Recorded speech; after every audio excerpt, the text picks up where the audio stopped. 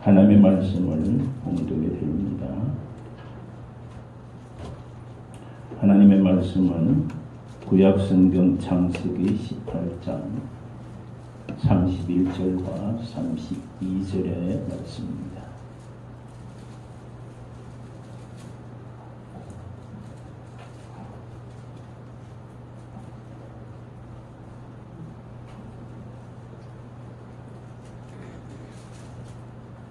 창세기 18장 31절, 32절, 구약성경 22쪽입니다.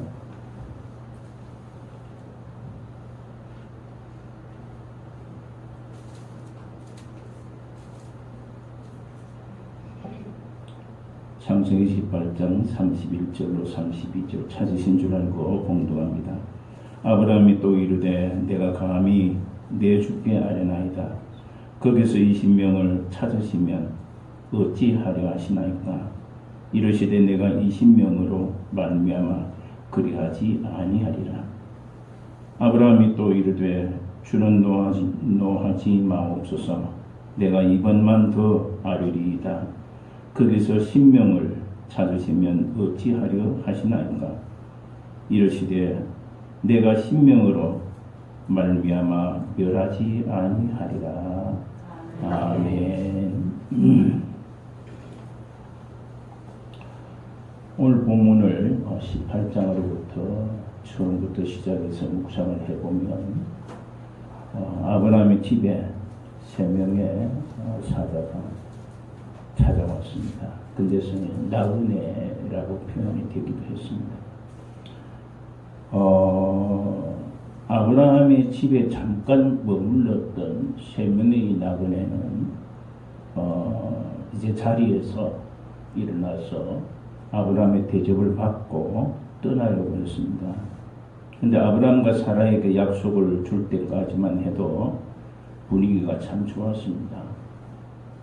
내가 이제는 아들을 낳을 것이다. 사라가 물론 웃었지만 그럼에도 불구하고 하나님의 약속은 지켜질 것을 그들은 이제 마음가짐을 가지고 분위기가 좋은 그런 부분이었습니다. 그런데 이제 그 분위기가 달라졌습니다. 왜냐하면 그들의 그 서두르는 모습 속에서 그들의 조금은 어두운 표정이 보였습니다. 그 어두운 표정은 뭘까? 큰 일이 일어날 것 같은 그런 모습을 이 나그네들에게서 발견을 하게 됩니다. 그래서 어떻게 보면 큰 일이 일어날 것 같은 전조처럼 그 모습이 보여졌죠. 그래서 아브라함과 사라는 이 사람들의 모습에서 하나님의 모습을 대면하게 됩니다. 하나님의 모습이 또한 이 나그네를 통해서 어떤 그 뭐랄까요, 근심 혹은 어두움이 발견된 것이었습니다. 하나님의 사자를 통해 가지고 그들은 하나님의 약속을 견고하게 신뢰하게 되었습니다. 하나님께서 우리에게 자식을 주신다고 약속하셨으니 그 약속을 우리는 믿을 수 있다는 것이 확신되었죠. 그래서 어떻게 보면 그 하나님께서 이 아브라함과 사라에게 약속하신 그 약속이 견고하게 그들의 믿음 속에 신뢰되어졌다는 겁니다. 신발을 신고 몇 가지 짐을 꾸린 이 나그네들은 아브라함과 작별 인사를 하려다가 갑자기 무엇인가 생각난 듯 발걸음을 돌아서면서 말을 해줍니다. 무슨 말씀이 더 있다는 말일까? 아브라함과 사라는 생각했습니다. 그래서 아브라함이 침묵을 지키고 있을 때 하나님의 사자는 가까스로 입을 엽니다. 저 소돔과 고모라의 죄악이 너무 크고 사람들의 안타까운 강구를 나는 지금까지 수도 없이 보아왔다. 그리고 들어왔다. 이제 그 땅은 심판을 면할 수가 없을 것 같다. 그렇습니다. 이제 하나님의 심판이 소돔 고모라 땅에 이룰 수밖에 없다는 거죠. 그래서 하나님께서는 그 사자들을 통해 가지고 소돔과 고모라에 대한 그런 심판을 예언하시고 있습니다. 떠나려다가 이 아브라함에게 그 말씀을 해주시는 거예요. 그래, 아브라함은 그렇게 말하는 그들의 그 눈빛에 근심과 아쉬움이 묻어나옵니다. 왜냐하면 그렇게 말하는 동안 그는 자주 한심을 쉬었습니다. 이제 소돔 고모라는 심판을 받을 수밖에 없다는 그 말에 이 아브라함은 한숨을 쉽니다. 하나님은 이 아브라함의 가정에 찾아오셨는데 그의 가정을 찾아오신 것은 아브라함에게 약속과 은혜를 주시는 것이었습니다. 이제 사라가 아기를 낳게 될 것이라는 그 약속과 은혜를 주셨습니다. 그걸 선포하셨습니다. 그걸 위해서 이 나그네들은 아브라함의 집을 방문했습니다. 그러나 하나님께서 발걸음을 소돔과 고모라를 향해 옮기실 때에 이 하나님의 임재와 현존은 그 도시 사람들에게는 심판과 두려움이 되어버리고 말았습니다. 이제 하나님의 말씀이 그 사자들을 통해 가지고 소돔 고모라 땅을 심판할 수밖에 없다. 그 말을 이 아브라함은 들은 거지요. 그러나 그들은 믿음이 흔들리는 가운데에서도 하나님 안에 거하고 있었던 아브라함과 사라였습니다. 그래서 이 아브라함의 삶은 어느 곳으로 옮기더라도 제단을 쌓은 것은 우리가 너무나 잘 압니다. 옮길 때마다 하나님께 예배하는 거죠. 제단을 쌓았습니다. 그래서 그런 것으로 말미암아서 어느 곳을 옮겨도 이 아브라함은 제단을 쌓으면서 하나님과의 관계를 면밀히 다져갔습니다. 그리고 그 제단을 통해 가지고 모든 일이 시작이 된 거예요. 이것은 그들이 하나님을 그의 삶의 중심 거기에 두고 있다는 그런 증거입니다. 아브라함과 사라는 이방 사람들이 섬기는 그런 곳에서 우상이 들끓는 그런 곳에서 살다가 이제는 하나님의 명령을 따라서 12장에 보면 떠나게 되고 하나님의 지시에 따라서 살아가게 됩니다. 그렇다고 한다면 그 경험을 한 이 아브라함은 절대 떠나지 아니하고 하나님을 향한 이 신뢰가 있었던 거지. 그러나 소돔과 고모라는 죄악으로 가득했던 것을 이 사자들은 아브라함에게 말합니다. 그들의 죄악의 무게는 너무나 무거웠습니다. 20절에 보면 기록이 되어 있지만 그들의 죄악이 무거운 것은 그들의 삶의 중심이 그들 자신에게 있었다는 겁니다. 내가 잘났다는 거지. 내가 노력했다는 것. 나의 힘이라는 것. 하나님의 존재는 그들 가슴 속에 있지를 않았습니다. 소돔 고모라에 있는 모든 사람들에게는 하나님의 존재 아예 생각을 하지 않는 그런 모습이었습니다. 그래서 어떻게 보면은 그 중심에 자기 자신이 있기 때문에 하나님을 향한 마음은 너무나도 없습니다. 하나님의 은혜를 받은 것은 내 삶의 하나님을 중심에 두는 겁니다. 여러분 오늘 이 말씀을 들으면서 여러분 가슴에 손을 얹고 생각해 보시기를 바랍니다. 내 삶 중심에 하나님이 계시는가? 아니면 그저 하나님이라는 존재를 가볍게 생각하고 있는가? 때로는 우리의 마음이 흔들릴 수도 있고 믿음이 연약해질 수도 있습니다. 내 마음 중심에 하나님을 두고 산다면 우리는 쓰러지지 않습니다. 하나님의 은혜를 지속적으로 입을 수 있습니다. 그런데 때로 하나님의 존재를 가볍게 생각하고 내 삶 중심에 하나님이 없다면 내 삶은 흔들릴 수밖에 없습니다. 갈망할 수밖에 없고 뭔가 마음 가운데에 확 차오르는 것이 없다는 거죠. 그 때문에 사랑하는 성도 여러분, 하나님의 은혜를 지속적으로 입을 수 있는 것은 내가 어떠한 삶을 살더라도 내 중심에 하나님 계심을 믿으시기를 축복합니다. 그리고 우리는 이 소돔 고모라 땅을 통해 가지고 무엇을 해야 하느냐? 소돔과 고모라의 심판에 대한 소식을 듣자마자 아브라함은 깜짝 놀랄 수밖에 없었습니다. 갑자기 머리가 멍해지고 가슴에 무엇인가 바뀌는 것만 같았습니다. 우리가 엄청난 일들의 소식을 듣거나 엄청난 일을 들으면 당황하게 되고 어찌할 바를 알지 못합니다. 이 아브라함은 왜 그랬느냐? 소돔 고모라에는 자기와 많은 시간을 함께 지냈던 가족과도 같았던 이 조카 롯이 있었기 때문에 그렇습니다.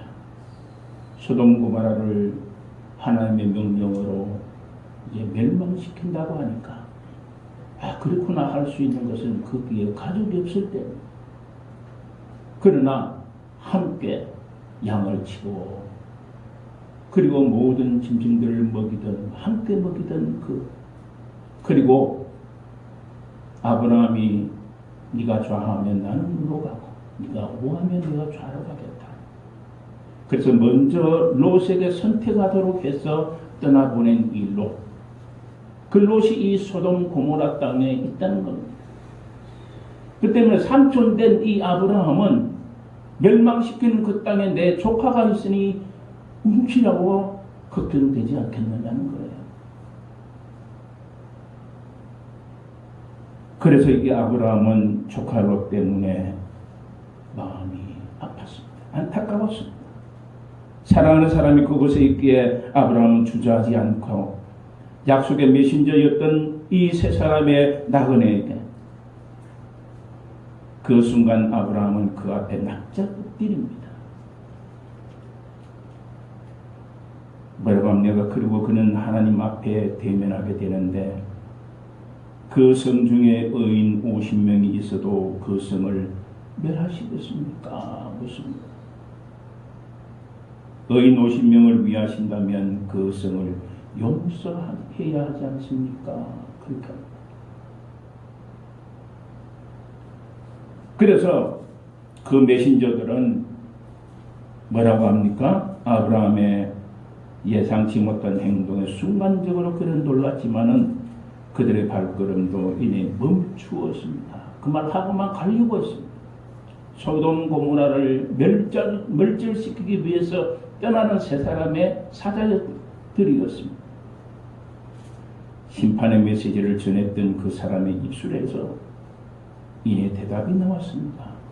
그러면 그렇게 해야지. 50명의 의인이 있다고 한다면 나는 그 사람들을 위해서라도 그 성을 용서할 것이다. 심판하지 않겠다는 의인 50명만 있습니다. 그리고 몸을 돌려서 소돔을 향하여서 보고 있는 그 순간 귓가에 다시 아브라함의 간청이 들렸습니다. 45명이라고 한다면요, 아브라함과 하나님의 사자 사이에 긴 대화가 계속됩니다. 그래서 아브라함의 모습은 마치 목표를 향해서 돌진하는 것처럼 내가 이 소돔 고모라에 있는 조카뿐만이 아니라 의인이라고 할 수 있는 그 사람들을 살려야 되겠다는 거예요. 그런 마음이 아브라함에게 있었던 겁니다. 부끄러움을 무릅썼습니다. 자기의 성취를 위해서 이 사자들에게 아뢰는 겁니다. 왜냐하면 멸망받아야 할 그곳에 사랑하는 조카가 거하고 있기 때문이었습니다. 사랑은 우리를 담대하게 만듭니다. 사랑하는 조카가 거기에 있기 때문에 담대해졌습니다. 조카를 구해야 되기 때문에 그렇습니다. 사랑이 우리 안에 충만한 이상 아무것도 무서워할 것이 없습니다. 예수 그리스도를 보면은 그분의 가슴에는 사랑이 가득했습니다. 그분의 가슴에는 인류를 다 품고 그들을 건져야 한다는 불타는 사명에 있었기 때문에 예수 그리스도는 우리를 구원해 주시는 메신저였습니다. 그분은 십자가를 향해서 나아가셨습니다. 두렵고 무섭기는 했지만은 그 산을 물리치고 싶은 그 마음은 있었지만은 그럼에도 불구하고 그 사람은 모든 장애물을 넘어설 수 있게 되었습니다. 죽음도 두려워하지 않으셨습니다. 그 순장도 물리치지 않았습니다. 그래서 그 사랑은 모든 장애물을 넘어설 수 있게 했고, 여러분은 하나님께 간절하게 기도하고 있느냐 하는 것을 이 말씀을 통해서 다시 한번 우리는 생각해야 됩니다. 나는 어떤 문제를 두고 하나님 앞에 어떤 기도를 하고 있는가? 저는 이 말씀을 준비하면서 생각해 보았습니다. 과연 내 앞에 놓여 있는 기도의 제목이 뭘까? 이것저것들이 생각이 나더라고요. 워드를 치면서, 컴퓨터 워드를 치면서 잠깐의 기도 소리가 나오는 거예요. 우리의 기도를 들으시는 하나님께서는 우리의 아버지가 되십니다. 아빠이십니다.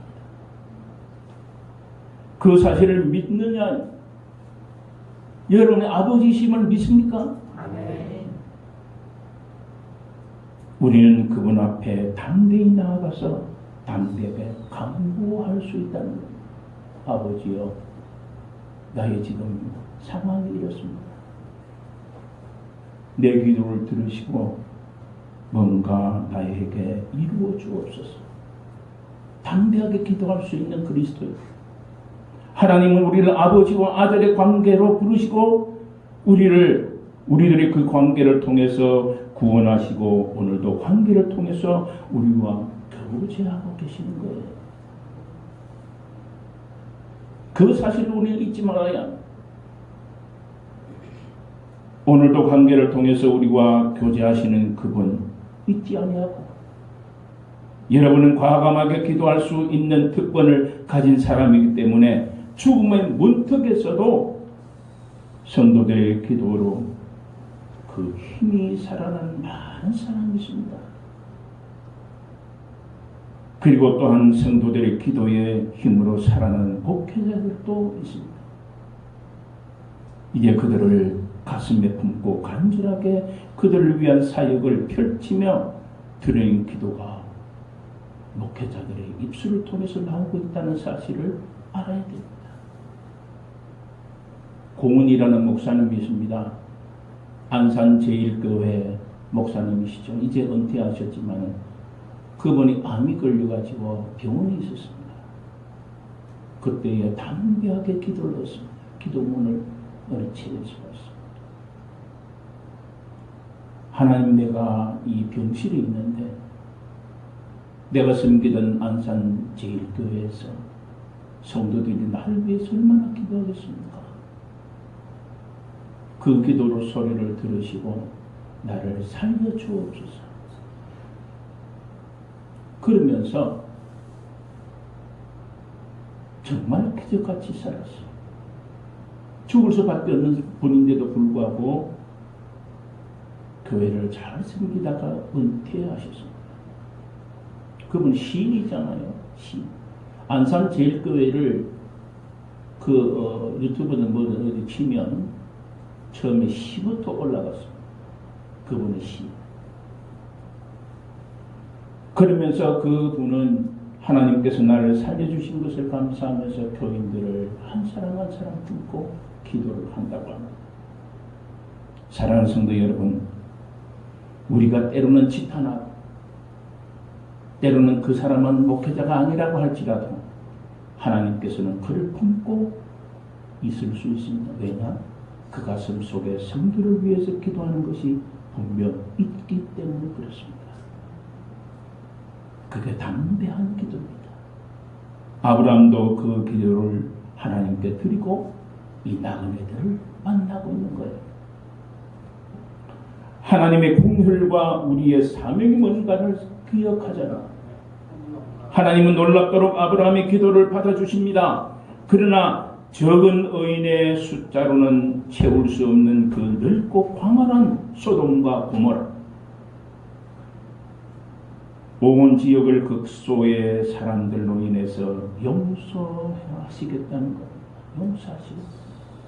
10명의 의인이 있어도 그 광활한 대지 속에서, 죄악으로 말미암아 죽어가는 그들 속에서 하나님께서는 의인 10명만 있으면 내가 그들을 살리리라. 오늘 성경 본문은 사실 아브라함의 간증이 있기보다는 하나님의 긍휼과 용서가 있는 겁니다. 우리는 때때로 아브라함이 기도함으로 말미암아 소돔 고모라 땅이 살았다고 생각합니다. 그러나 저는 그것보다도 그 앞서서 하나님의 용서와 긍휼과 사랑이 있기 때문에 그들이 산 거예요. 어디서 발견할 수 있습니까? 50명에서 45명, 40명으로 30명으로 20명으로 10명까지 내려간 거예요. 한마디로 아브라함 안 된다, 저들이 그렇게 돌아설 수 있는 능력이 없다고 하면서 소돔 고모라를 치실 수 있습니다. 바로 그런데도 불구하고 이 아브라함의 간절한 소리를 듣습니다. 기도를 듣습니다. 그리고 이 온 광활한 지역을 극소수의 사람들을 통해 가지고 용서하시다고 하십니다. 이 성경 본문은 사실 아브라함의 간증에 있기보다는 하나님의 긍휼을 발견하는 말씀이 되어져야 합니다. 그분은 용서하기를 원하시는 분이시잖아요. 하나님의 용서는 심판을 유예시키려 하시고 있는 거예요. 그래 50명이면, 그래 30명이면, 그래 10명이면 허락해 주시는 거예요. 하나님은 마지막 순간까지 죄인이 돌아와서 용서받기를 원하셨습니다. 사랑의 하나님이시기 때문에 그렇습니다. 하나님의 정의는 하나님의 사랑에 기초하고 있습니다. 하나님의 사랑이시라 그랬습니다. 구약도 그렇고 신약도 그렇습니다. 사랑이신 하나님, 그분은 이 세 사람의 나그네를 통해서 심판을 가지고 왔지만 아브라함의 간절한 대담한 그 기도를 통해서 유예시키고 있음을 발견합니다. 하나님은 작은 10사람으로 인해서 큰 공동체를 다시 바라보시는 거예요. 우리가 살아가고 있으면 우리 교회 안에 누군가가 이 교회를 위해서 기도하고 있다는 것을 여러분 기억하시기를 바랍니다. 그렇기 때문에 어려운 과정 속에서도 이 교회가 존재하고 있는 거예요.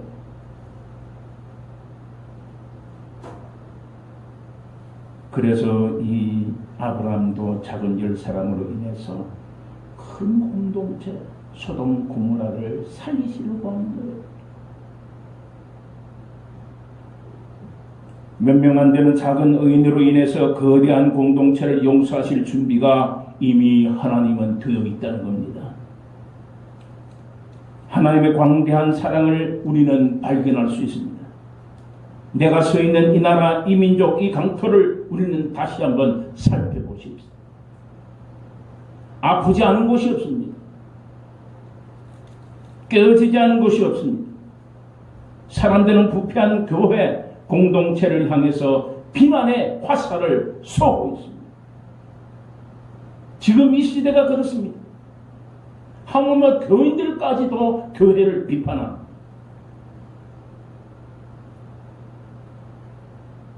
정치와 사회와 문화와 백성의 마음까지 흔들려서 결국에는 흘러가는 오염된 현실을 안타까워할 시기입니다. 그래서 많은 사람들은 개탄하지 않을 수가 없습니다. 그러나 비난만 할 뿐 기도하지를 않는 시대에 우리가 살고 있습니다.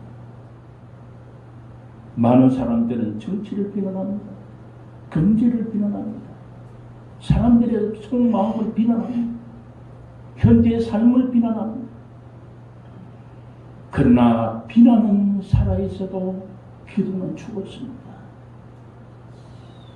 이 현실을 우리가 생각을 해보면 하나님 앞에 우리는 어떻게 살아갈 것인가를 가르쳐주고 있습니다. 사랑하는 성도 여러분, 기도를 잃어버린 자가 되지 않도록 기도하는 성도가 되시기를 바랍니다. 아멘. 하나님은 내가 기도할 때에 나의 기도를 들으시는 분입니다. 내가 하나님께서 그렇게 안타깝게 찾으시는 의로운 10사람이 되라고 하시는 거예요. 지금 이 나라 온 세계가 어려움 속에 있습니다. 금정중앙교회 성도 한 사람이라도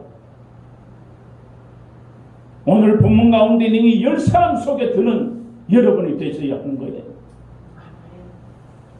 내가 10명의 사람이 될 때 하나님은 5천만 명이 거하는 이 땅을 긍휼히 여기시는 거예요.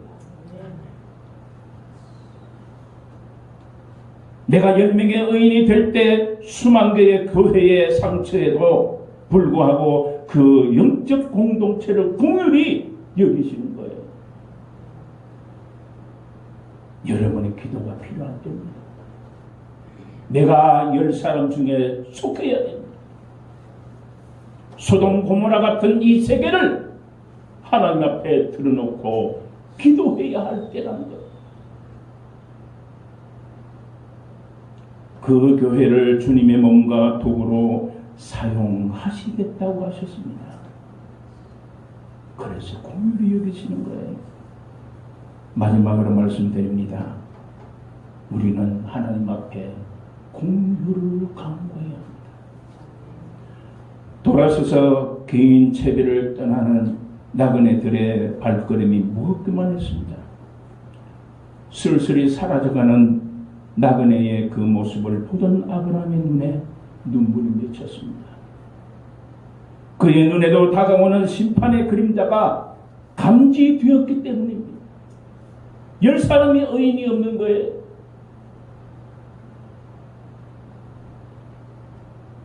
자신에게 다가오셨던 하나님의 임재는 약속으로 주어졌지만 그 용서받아야 할 땅의 백성에게는 절망과 심판밖에 없습니다. 아브라함은 장막과 양들이 흩어져 있는 풀밭 사이로 떠나가는 하나님의 임재를 뒤로 한 채 계속 기도하고 있었습니다. 하나님은 진노 중에서라도 긍휼을 베푸시는 분이라. 하나님 그분의 섭리의 가장 자리에서 계셔도 세상을 운행하시면서 그 손길을 멈추지 않고 사람들을 보시는 거예요. 그의 간구들을 들으시는 거예요. 간구의 편협함이라든지 얕은 영혼의 소리를 들으시면서도 나를 받아주시고 응답하십니다. 이 나라 위해서 기도하는 사람 많을 거야. 내가 한들 무슨 소용이 있겠어? 세계의 모든 사람들이 코로나 때문에 질병 때문에 어려워하고 있는데 누군가가 기도하고 있을 거야. 내가 기도한들 무슨 소용이 있겠어? 그게 아닙니다. 오늘 이 본문을 묵상하면서 내가 10명 중에 한 사람이 되어서 이 온 세계를 위해서 기도하는 여러분 되시기를 축복합니다. 아멘. 하나님 나의 간구를 들으시는 분입니다. 아멘. 아브라함의 간구는 하나님의 이 사랑 가운데에서도 이 땅을 긍휼히 여겨 주시옵소서 기도하는 그 소리를 들으십니다. 아브라함의 간구는 하나님의 사자들의 발길과 함께 소돔과 고모라에서 머물렀을 것이 틀림이 없습니다. 여러분의 간구도 멸망과 심판의 메시지를 가지고 떠나는 하나님의 사자 위에 묻어나도록 하셔야 합니다. 오늘 우리에게 이 세 명의 사자가 말씀을 통해서 우리에게 하고 있는 거예요. 소돔 고모라 땅 같은 이 시기에 너희들에게 이 일을 행하게 하신 하나님 왜 행하게 하셨는가를 우리는 알아야 합니다. 마가복음이나 종말론적인 그런 기록을 보면은 곳곳에 진인이 일어날 것이고 이상 기후가 있을 것이고 모든 사람의 마음이 엉망이 되어버릴 것이다. 그때는 그리스도가 나라고 할 사람이 많이 나타난다고, 여기서 그리스도 저기도 그리스도라고 한다고 했습니다. 사랑하는 성도 여러분, 오늘 광활한 이 세계의 영혼들을 위해서 또 육신을 가진 사람들을 위해서 하나님께서는 내 생명과 모든 조건을 허락해 주셨습니다. 기도하라. 너희들이 10명 중에 한 사람의 의인이라면 내가 그 소리를 듣고 긍휼히 여겨 살려주리라. 믿으시기 바랍니다. 소돔 고모라를 살릴 수 있는 한 명의 의인으로 이 땅을 구하는 여러분이 되시기를 주님의 이름으로 축원합니다. 하나님 아버지 감사합니다. 소돔 고모라 땅이 어려움에 처해 있을 때 세 명의 사자가 아브라함에게 기쁨을 해주었지만 아브라함 그 소리를 듣고 소돔 고모라에 있는 조카를 기억합니다. 안타까워하면서 눈물을 흘립니다. 그리고 그 땅을 위해서 하나님께 기도합니다. 50명이면요, 30명이면, 10명이면 어떡하시겠습니까? 하나님은 심판을 유예하시기 위해서 10명이라도 있으면 내가 심판하지 않을 것이라고 하셨습니다. 10명의 의인이 없어서 그 땅은 죽어가고 말았습니다. 하나님 아버지, 그리스도인은 이 땅에 많습니다. 그럼에도 불구하고 이 질병이 왜 왔습니까? 왜 경제가 어렵고, 왜 정치가 어렵고, 왜 모든 것이 어려운 세계 속에 살고 있습니까? 하나님, 내가 10명의 의인이 아니기 때문에 그런 줄 압니다. 용서하여 주시고 내가 그 10명 속에 한 사람으로 기도할 수 있는 성도 되게 하옵소서. 내가 기도함으로 온 나라가, 온 세계가 깨끗해질 수 있는 그 신뢰와 믿음이 아브라함처럼 있게 하옵소서. 그래서 내 기도로 이 나라를 살리고 온 세계를 살릴 수 있는 능력의 기도가 되게 하옵소서. 예수님의 이름으로 기도드리옵나이다. 아멘.